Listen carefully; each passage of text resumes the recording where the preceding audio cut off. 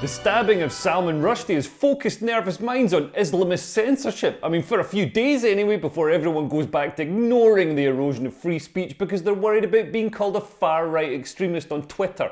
As a comedian, Rushdie's stabbing concerns me. Islam is on course to become the biggest religion in the UK by 2050, and it's already the biggest real religion in the UK as Christianity seems to have focused on turning itself into a branch of drag queen story hour, and Islamists aren't always keen on putting the fun in fundamentalism, with the Taliban executing comedian Nazir Mohammed and ISIS slaughtering French cartoonist Charlie Hebdo. But these are the extreme tips of the iceberg. Most of the censorship is less headline grabbing. I'm aware of two recent incidents of this affecting comedy. Crackhouse Comedy Club in Kuala Lumpur was shut down by Islamists and the comedian, audience member and club owner arrested by police after a comedian allegedly insulted Islam.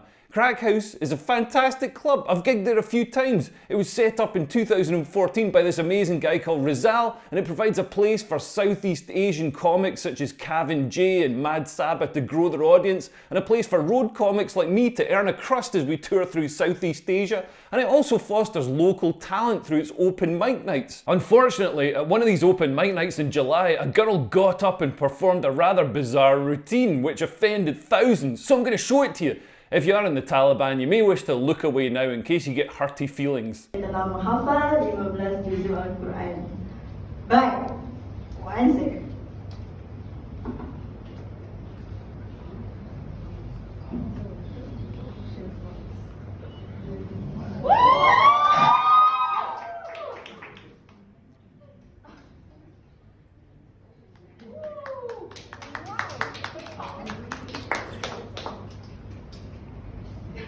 Hello, motherfuckers! I mean, I don't really understand why it's so scandalous. It seems pretty innocuous to me. She gets up on stage wearing a tudung, that's an Indonesian headscarf, and some robes. She talks in the local language Bahasa about how she's memorized multiple verses of the Quran. Then she strips off her headscarf to reveal Western clothing, like a low-cut top and a miniskirt. She then rambles a bit. I mean, I don't really get what the point of her act is unless she's going for some sort of shock value or maybe pointing out hypocrisies in people or the establishment straining to appear pious but secretly underneath having the same base desires as everyone else. But open mic nights aren't known for their well thought out routines. Open mic nights are where brand new comedians who all have mental health issues and have no idea what they're doing get on stage and perform brand new material that's invariably awful or uses the easiest tricks in the book, in this case shock value, to get a reaction. But she's not exactly Gigi Allen shitting on the stage. In the context of open mic comedy, this seems pretty tame, and it probably would have passed without incident, except her boyfriend was in the audience and filmed it and posted it on TikTok where loads of people saw it and loads of Islamists got really angry and it blew up, no pun intended, with demands that the club be burnt down, death threats to the girl who performed, and demands that the authorities take action against this insult against Islam. And the authorities did take action. Even though Malaysia is a modern country with an open society, the authorities in Malaysia take blasphemy very seriously, with insults against Islam punishable with a fine of up to about $700 and or a 2-year prison sentence. The girl who got up on stage and took her headscarf off was arrested along with her boyfriend who filmed it and uploaded her set. And people dug through old videos of Rizal, the club owner, performing and found clips of him talking about his childhood growing up in Islamic culture.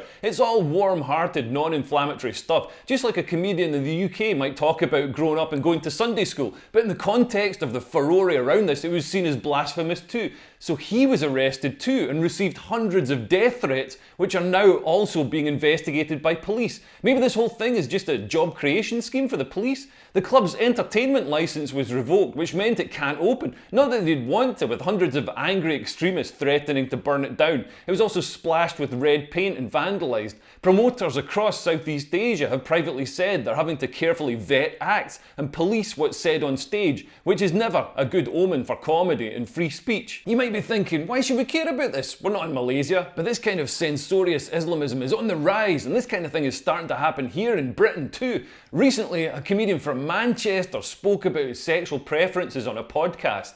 So I quite like chavvy girls, and do you know what? I really fancy all Asian women. But not like Asian, like Chinese, like Asian, like Muslim. I like My thing basically, and I Asian- tried to psychoanalyze myself. My thing is Chinese. basically like I'm quite turned on by the idea that me fucking someone means that they are like dishonouring their family. Do you know what I Oh mean? my Like- god! Oh my god! You've got worse issues than me. I just like a bit of stank. you want a father and daughter's relationship to break down and her to disrespect Allah just to suck you off. You're No, do you know what? fucking disgusting. I've talked about this before. I genuinely think Asian women, they're all beautiful. Every single fucking one of them.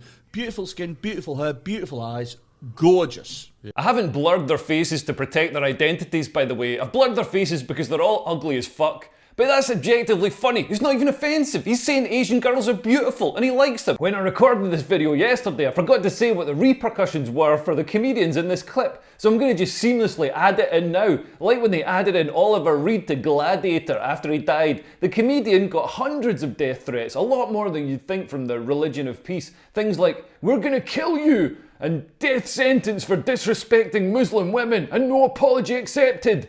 There was "behead that shit ASAP." The comedian in question remained remarkably sanguine about the whole situation, probably because he knows that even a baying mob of bloodthirsty jihadis intent on killing him poses less of an existential threat to him than heart disease. Now, back to the main video. In the UK, we have a culture of taking the piss. It's our culture. It goes back centuries, and I think it's key in maintaining our sense of equality and national pragmatism. Taking the piss punctures the piousness that gives rise to puritanical righteousness, which is important because when people feel righteous, they do terrible things like stab Salman Rushdie in the neck. And this is why religious fundamentalists try to silence comedians. The people outraged at the girl in Malaysia said things like this, which translates as, "Indeed, those who disobey, they always laugh at those who believe. Laughter pricks the pomposity and reveals the truth behind ideology. It's very difficult to burn with monomaniacal religious fervour when someone's taking the piss out of you. Satire is a great leveller. It brings us back to the mundane truth.